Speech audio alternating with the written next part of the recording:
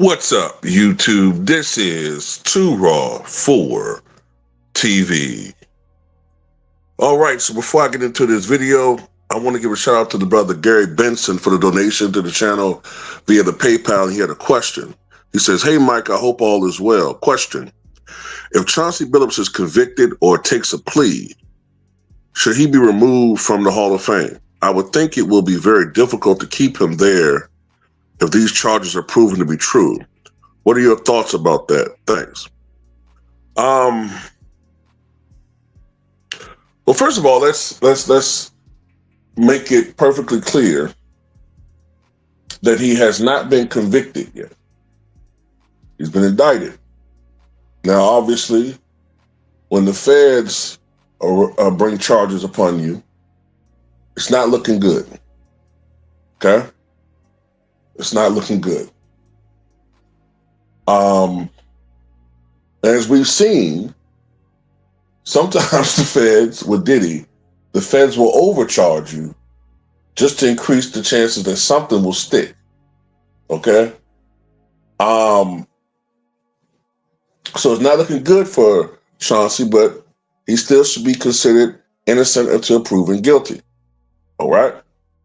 Now, if he is found guilty, or if he takes a plea, do I think he should be removed from the Naismith Memorial Basketball Hall of Fame? Well, based upon how history has played out with these types of situations, I would find it hypocritical to remove him.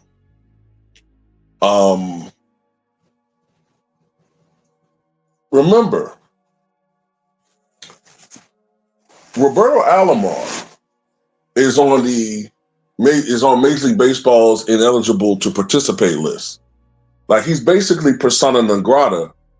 If I'm not mistaken, I think it has something to do with allegations of him abusing an underage person. Okay, and it's the point where he's barred from participating in any way, shape, or form in Major League Baseball. And his jersey number has been reactivated by the team that he's most associated with, the Toronto Blue Jays. But he's still in the Hall of Fame. And there have been other players, of course, over the years who were enshrined in the Hall of Fame, but they've done some things that are questionable. You know, you have some people, of course, in the Hall of Fame in Major League Baseball who were Ku Klux Klansmen. Tris Speaker is one of them, right? Ty Cobb, I don't know if Ty was a Klansman, but he might as well have been, right? You have some who were wife beaters. You have some who, Ty Cobb possibly, speaking of Cobb, Ty Cobb possibly may have even unalived the person if you read into his history. We know he went to the stands and beat the hell out of a person who was handicapped, who didn't have any fingers and missing an arm or something. Look, I just don't think when you put someone in the Hall of Fame, I think it's hard to punish that person for things that they've done outside of the game, so to speak. Like, now, technically, this does involve the game, though. You know, and that's what's making me hedge a little bit. Like what I'm getting at is, in most instances, I think if you're in the Hall of Fame, right, for your exemplary play and your high-level play, your accomplishments, your achievements, if you did something that's a foul of the law afterwards and you go to prison, that doesn't necessarily reflect upon you as the ball player. Okay? It doesn't necessarily reflect upon you as the ball player. However, considering that this is related to the NBA, considering that this is dealing with illegal gambling related to the sport in which he participated in for so many years, and it's affecting the game, then that kind of puts it into like a possibility he could be removed. Now, that's never happened before, if I'm not mistaken. I don't think that's ever happened before. Not in Major League Baseball and not in NBA.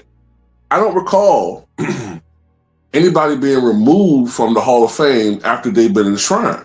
There have been people like Pete Rose who've been blocked from the Hall of Fame for betting on baseball. This is worse than what Pete Rose did to me, because what Pete Rose did, essentially, if you believe him, was that he bet on the games, he bet on his teams, which was illegal at the time, right? He claimed that he never bet to lose. Knowing Pete, probably he's telling the truth about that, right? Well, I don't know Pete, but knowing his personality, what others say about him, he probably was telling the truth about that. But still, he betted on the game that was against the rules, and that's why he was banned from Major League Baseball for life, and they meant that. Now he may be put to the Hall of Fame now that he's passed away. What Chauncey Billups did was he associated with unsavory types, and he knowingly cheated people. It was part of a scam involving sports betting and involving betting in general, right? I still need to get more of the details down. But if that's the case, man, I could see the NBA removing him from the Hall of Fame, especially considering the fact that, and I've always been of this opinion, man. I've always been of the opinion that I thought he was a borderline Hall of Famer anyway. Like, I'm sorry. I know I get pushback because of that, but when I saw Chauncey Billups, I never saw a Hall of Famer. I saw a really, really good point guard, elevated by playing on some really good to great teams. But he didn't start his career as a great player. He was a guy that kind of struggled to find an identity on, teams beginning of his career. Some teams didn't know whether they should play him as a point guard or a shooting guard at first. And then he found a home in Detroit.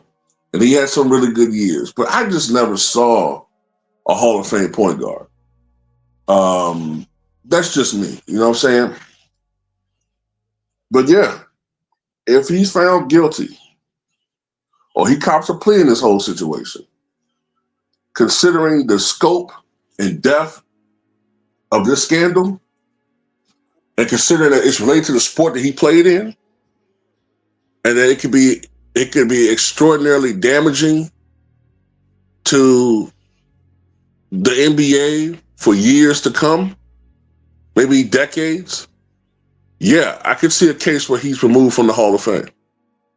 It would be unprecedented, but I could see it. But anyway, tell me what you guys think.